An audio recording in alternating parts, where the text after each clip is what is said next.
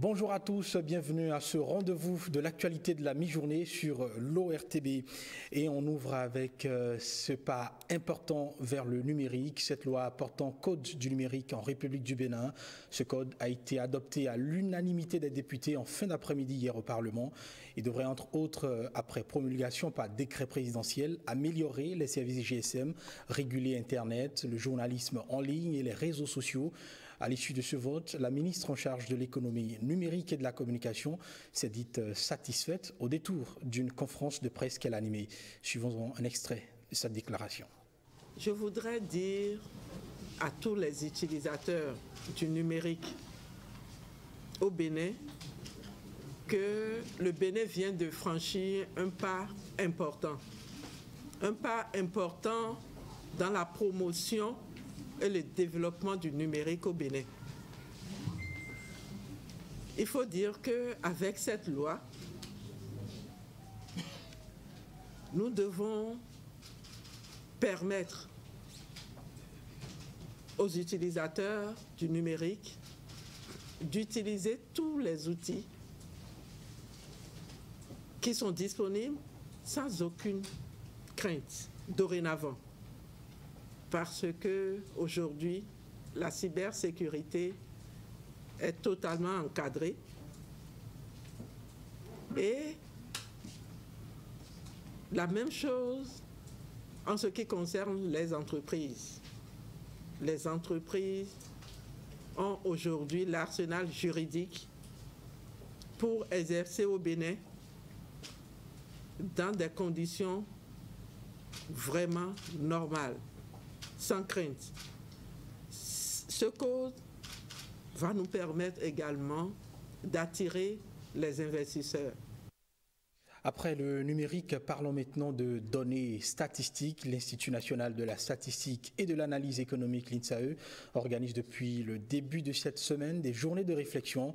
Elles visent à lever les goulots d'étranglement internes à l'Institut face aux défis à l'heure et améliorer son fonctionnement. L'ouverture des travaux a eu lieu sous le contrôle du ministre d'État en charge du développement, Ulvaïs Balogun, Iliad Bokovo et Wenceslas Sarouimon. Identifier les obstacles à l'éclosion de l'INSAE et dégager des pistes d'action en vue d'améliorer le fonctionnement du système statistique national. C'est l'objectif de ces journées de réflexion. Il s'agit durant 3 jours d'appréhender les goulots d'étranglement au fonctionnement actuel de l'Institut. L'organisation des journées de réflexion sur l'INSAE était devenue un impératif en raison des nombreuses difficultés auxquelles l'Institut est confronté. Cette difficulté s'énumère en termes d'insuffisance de ressources financières pouvant permettre à l'Institut de réaliser les activités courantes et les grandes opérations périodiques de collecte de données. D'inexistence à ce jour des plans de formation et de carrière qui constituent des outils essentiels de gestion des ressources humaines. Face à cet impératif, le ministre d'État relève la pertinence de ces travaux pour mieux définir une nouvelle politique de gouvernance. Ces journées, comme l'ont indiqué les thèmes de référence, vous permettront de jeter un regard prospectif sur l'avenir de l'INSAE.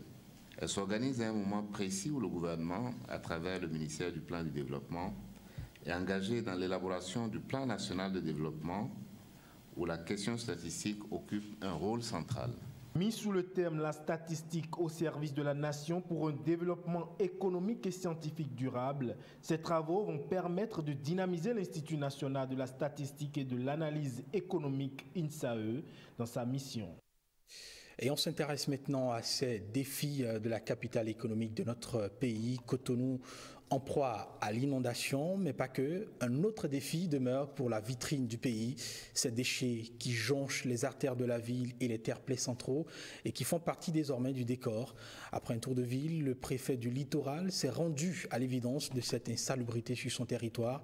Face à la lenteur de la municipalité de Cotonou à apporter des solutions idoines, Modeste Toboula, lui, veut appliquer sa recette, une thérapie plutôt de choc pour décourager l'insalubrité à Cotonou.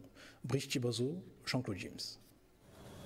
Cotonou Label croupit sous le poids de l'incivisme. Un tour dans quelques quartiers comme CSP, Saint-Michel ou encore Bégamin et la désolation gagne la délégation préfectorale. Les déchets solides ménagers ternissent l'image de la ville avec malheureusement la complicité de certains citoyens. Ce sont les jeunes sans emploi qui collectent les ordures chez les bonnes dames moyennant 100 francs ou 200 francs CFA et viennent les déverser ici. Pendant la journée, si on voit là, on dit ça aux clients et tout le monde crie sur eux. Et ils amènent ça loin. Mais quand nous, si on finit, si on ferme, si on va à la maison, le matin, on revoit les ordures là. Je suis triste parce que je découvre que nous avons du chemin encore. Que nous soyons opposants ou mouvanciers, que nous soyons chrétiens ou musulmans, nous devrons travailler pour que Dieu, qui a érigé son pouvoir au niveau des États, que ce pouvoir qui est le nôtre au Bénin soit un pouvoir qui lui ressemble. Dieu, c'est la propriété. Face à l'urgence, l'autorité veut prendre ses responsabilités, mais elle met en garde les citoyens indélicats. Maintenant, s'il y a démission, nous, on est obligé de travailler. On est là pour ça. Donc, si la mairie n'est pas capable de gérer les déchets de Cotonou, nous allons mettre en place de façon très urgente le dispositif d'abord de ramassage de ces déchets et maintenant jusqu'à ce que la stratégie globale du gouvernement se mette en place. Et les individus qui s'adonnent à cette pratique, d'aller chercher main à main les ordures dans les maisons, j'ai déjà instruit la police à des fins de patrouille pédestre en civil. Et s'ils sont appréhendés, ils vont subir la rigueur de la loi. En plus des déchets, l'eau dicte aussi sa loi au Cotonois. J'ai instruit les sapeurs-pompiers avec l'ANPC pour que les rues, les ruelles ou les écoles qui sont inondées, qu'on commence déjà par créer des exutoires et qu'on enlève les eaux. Au-delà de la mairie ou de la préfecture, la propriété de Cotonou reste l'affaire de tous. On se rend au ministère de l'Agriculture, de l'Élevage et de la Pêche. Là, la commission chargée d'évaluer le montant annuel de salaire du personnel de l'INRAB a été installée. La cérémonie qui installe justement les membres de cette commission dans leurs fonctions s'est déroulée sous le regard du ministre de tutelle. William Choki, Petroni Lokosu. Ils sont venus des différents départements ministériels. Ils ont été choisis pour être membres de la commission chargée d'évaluer le montant annuel de salaire du personnel de l'INRAB, l'Institut national de la recherche agricole du Bénin. Une première pour cette structure, pionnière de la recherche agricole béninoise. Le recensement exhaustif du personnel de l'INRAB, tout statut confondu. Le reclassement du personnel dans la nouvelle classification des emplois tenant compte des grades actuels des travailleurs. 3. La détermination des compléments du salaire de chaque agent au titre de l'année 2017 et les prévisions du salaire de 2018. Cette commission interministérielle a 30 jours pour doter l'INRAB d'un outil de performance susceptible d'améliorer son rendement. À cet effet, le ministre en charge de l'Agriculture invite ses collègues de l'Institut à plus d'abnégation. Nous pensons que le flux de mouvement entre chercheurs vers les universités du Bénin va être ralenti. J'ai entendu dans le discours du directeur général qu'il va avoir complément de salaire. Je suis heureux de le savoir et que cela va contribuer à motiver les travailleurs. Avec la mise en œuvre de l'accord d'établissement, l'INRAB dope le moral de son personnel, sédentarise ses chercheurs pour des résultats plus élogieux au service du développement agricole. On est à l'Institut national des recherches agricoles du Bénin, l'INRAB. Restons-y pour dire que cet institut a octroyé des bourses d'études à des jeunes étudiants de la recherche agricole. Sélectionnés à l'issue d'une étude de dossier, les bénéficiaires ont reçu officiellement le contrat de bourse hier mardi. Témoin de l'événement, Cécile Ondé, Brice Chibozo. Ils sont au total 11 étudiants retenus pour cette première édition de la bourse MEDISA de l'Institut national des recherches agricoles du Bénin, INRAB. 9 étudiants pour le Master 2 et les 2 autres sont des doctorants. Ces jeunes vont poursuivre leur formation en sciences agronomie. Ces jeunes boursiers viendront renforcer le personnel scientifique de l'INRAB pendant la durée de leur bourse d'études et constitueront à terme une pépinière au sein de laquelle l'INRAB recrutera ses futurs chercheurs. Pionniers de cette initiative, les récipiendaires n'entendent pas démériter. À ce jour, le paiement des allocations est entamé. Les préinscriptions universitaires sont terminées. C'est pour dire que la balle est désormais dans notre camp et que nous sommes plus que jamais disposés à jouer notre partition pour une totale réussite. Préparer une relève de qualité dans le domaine de la recherche agricole, l'ambition est accompagnée par les partenaires institutionnels du programme. J'apprécie énormément votre vision et je crois que c'est là où nous devrions aller. Il faut y croire, il faut mettre de l'énergie. La recherche scientifique, ce n'est pas avoir le gros bras. Concentrez-vous sur les meilleures des hypothèses à tester. Le programme de bourse Master 2 et Doctorat va être progressivement étendu aux autres universités publiques afin de dynamiser le système national de recherche agricole au Bénin.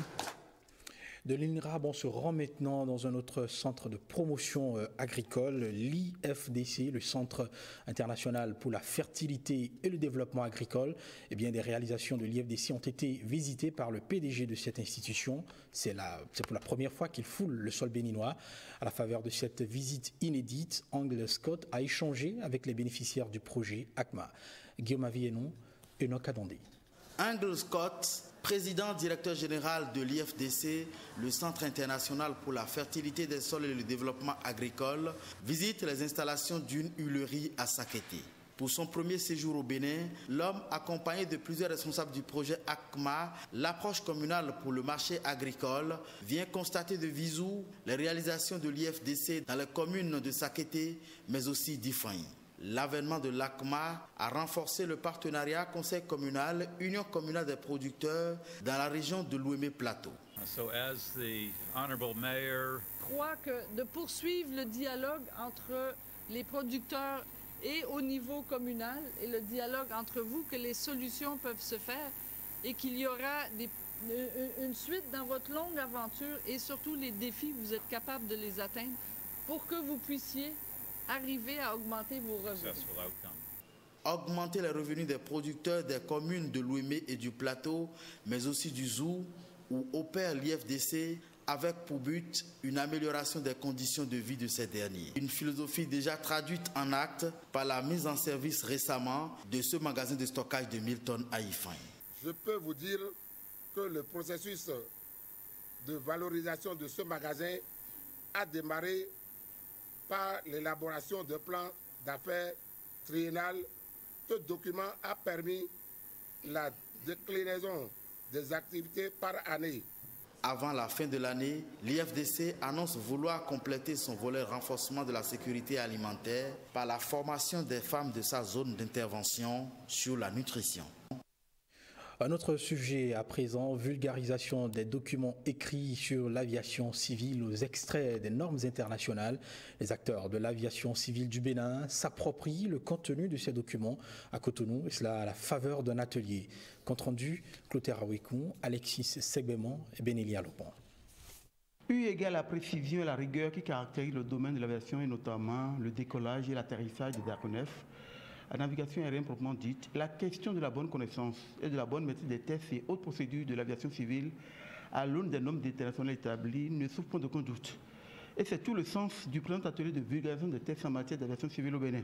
Nous nous devons de rester en conformité, dirais-je, aux normes internationales établies en la matière et de faire en sorte que vous tous, usagers de ce domaine-là, puissiez savoir de quoi il s'agit, puisque c'est à nous, c'est à vous que ces règlements sont opposables. Ces 2 jours où nous allons rester ensemble puissent être des jours de partage fécond, puissent être des moments d'attention soutenue. Quand un aviateur commet une erreur, des dizaines, voire des centaines de vies humaines vont certainement mourir. J'ai coutume à dire que nos tests s'écrivent à l'encre du sang humain.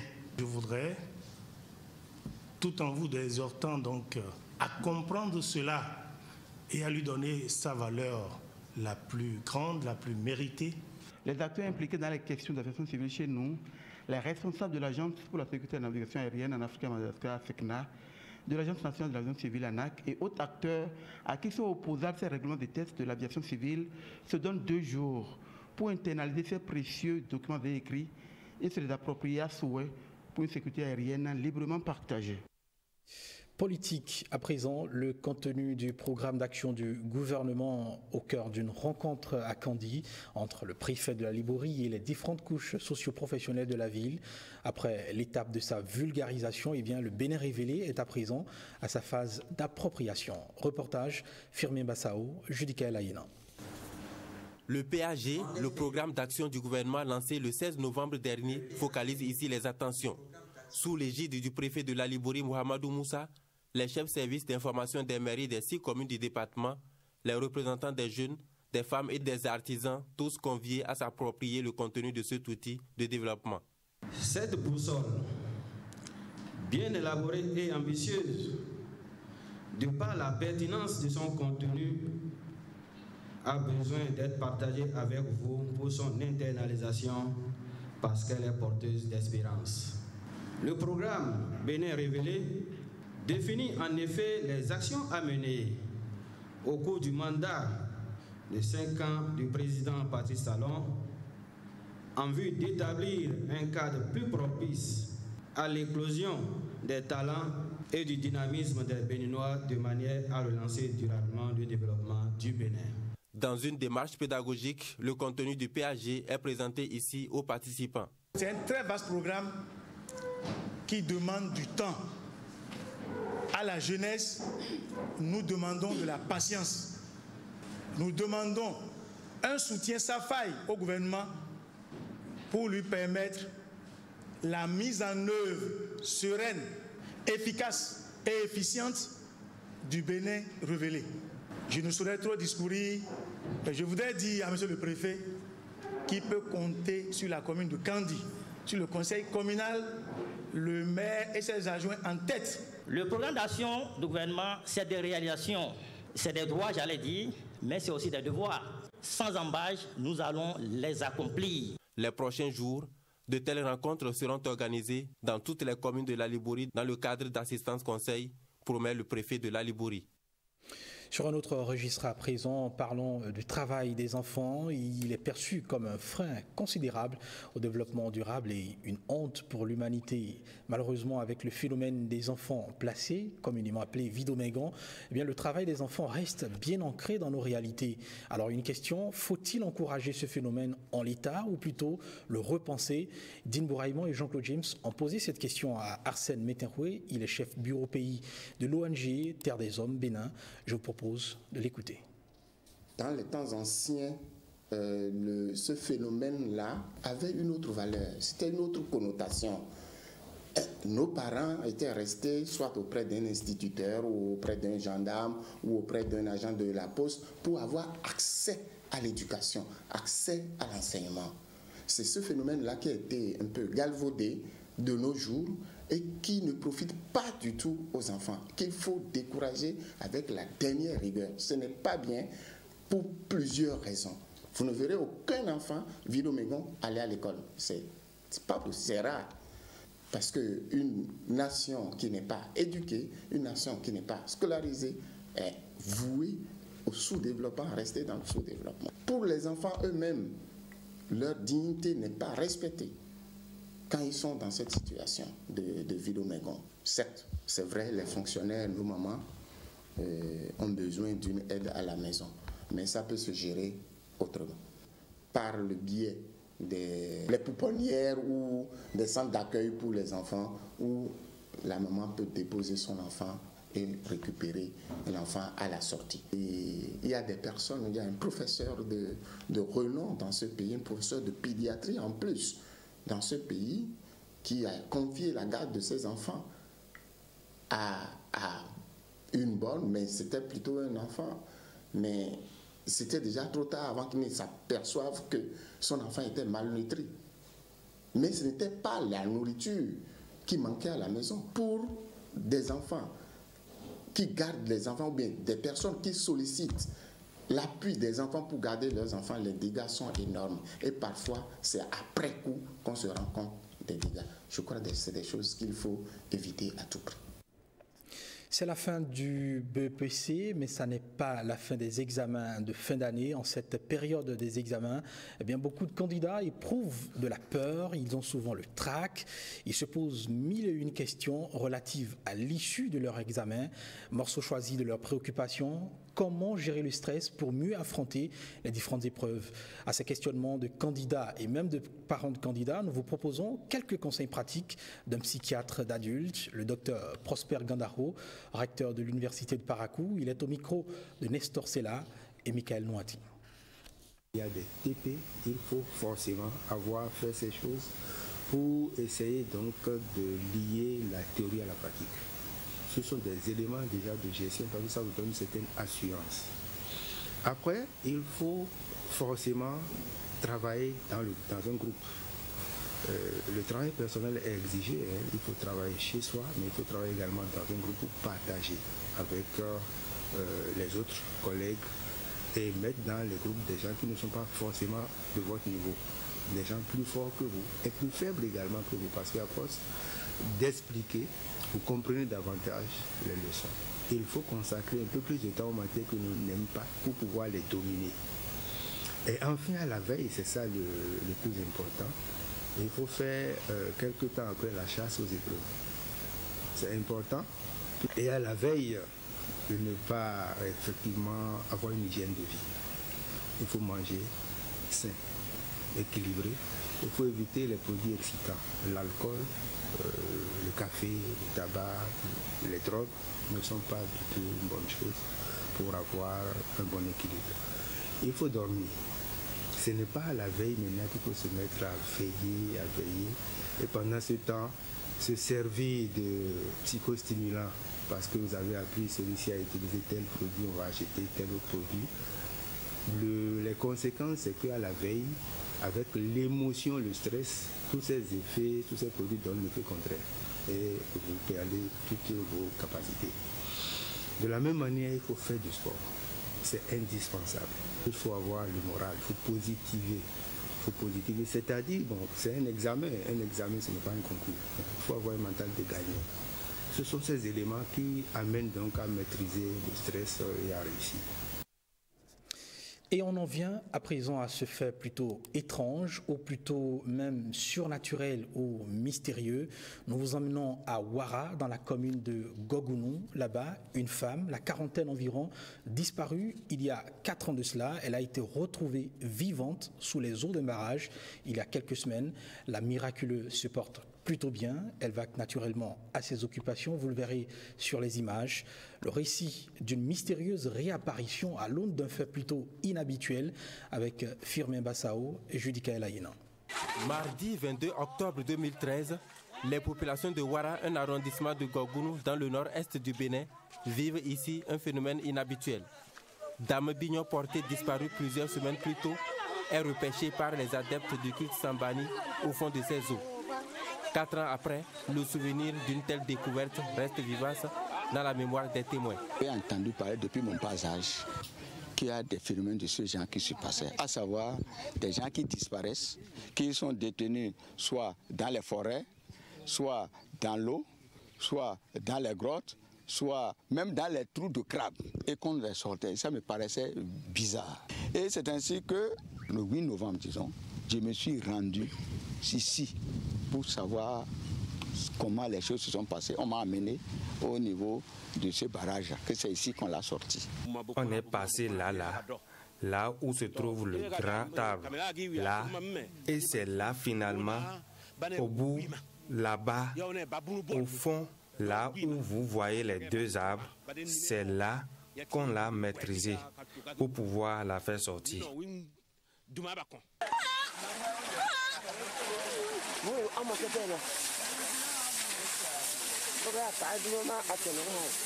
Après son séjour sous les eaux, Dame Bignon perd ses forces et même l'usage de la parole. Grâce à plusieurs rituels, elle recouvre ses facultés. Un miracle peut-être, mais pour les initiés, cela n'a rien d'étonnant. Quand on voit tout ce qui est endogène, tout ce qui est traditionnel, on diabolise tout, on dit que c'est satanique, ainsi de suite. Est-ce que c'est une mauvaise chose de récupérer une dame? Elle est mère de 7 enfants. Est-ce que c'est une mauvaise chose de la récupérer? Quelle est la force de notre monde moderne là, de notre science moderne qui pourrait faire ça? Au lieu de dire que c'est satanique, c'est ceci, cela, aujourd'hui le téléphone. Est-ce que ce n'est pas une sorte, comment on l'appelle, aussi de sorcellerie? Quand tu parles d'ici et que les gens t'entendent de l'autre bout, sans savoir comment. Après avoir défié la mort, Dame Bignon mène une vie normale, entourée de ses 7 enfants. Parlons plutôt compétition de lecture du Coran à présent avant de boucler ce journal. Sur la ligne de départ, plus d'une centaine de candidats. À l'arrivée, 47 déclarés vainqueurs. Ils ont été primés le week-end écoulé dans la cité des Kobourou devant un parterre d'invités venus de plusieurs localités du Bénin. L'événement est organisé par la communauté islamique universitaire de Parakou avec le soutien de l'association Le Prix Coranique. Landry Kossou jusqu'à Rapouvi. Une centaine de candidats au départ sont évalués suivant les mêmes critères et les différentes phases éliminatoires de ce concours de lecture coranique permettent de retenir 47 meilleurs répartis en plusieurs catégories. Il a la catégorie de 20 Izou, ce qu'on appelle Al-Ankabout, 20 Izou, Al-Ankabout. Il a la catégorie de Yassine, 16 Izou, catégorie de Ahqaf, 10 Izou, catégorie de Moulk, 4 Izou, et encore la catégorie de Amma, ce qu'on appelle 2 Izou. Et si on dit Izou, Izou ça fait 10 pages. Donc celui-là qui participe avec Ankabout 20 Izou, tu as 10 pages fois 20. Donc ce qui veut dire qu'il a bûché 200 pages. Abdul Majid Ishad part avec le premier prix évalué à 100 000 francs CFA. Soutenu par la diaspora de Parakou en Arabie Saoudite et en Corée, l'événement se déroule sous l'œil vigilant des autorités religieuses et politiques de la place. Aujourd'hui, c'est au niveau de Parakou. Au nom de la municipalité et à mon nom propre, je souhaite que cela soit départemental. Et si c'est niveau département, pourquoi niveau national, que le prix nous revienne dans la ville de Parakou. Ce concours entre dans le cadre de l'éducation des enfants pour une meilleure compréhension de la religion musulmane. Les organisateurs comptent pérenniser l'initiative. Ben voilà, ce sera tout pour cette édition. Merci de votre aimable attention. Bel après-midi à chacun et à tous. Surtout, prenez soin de vous.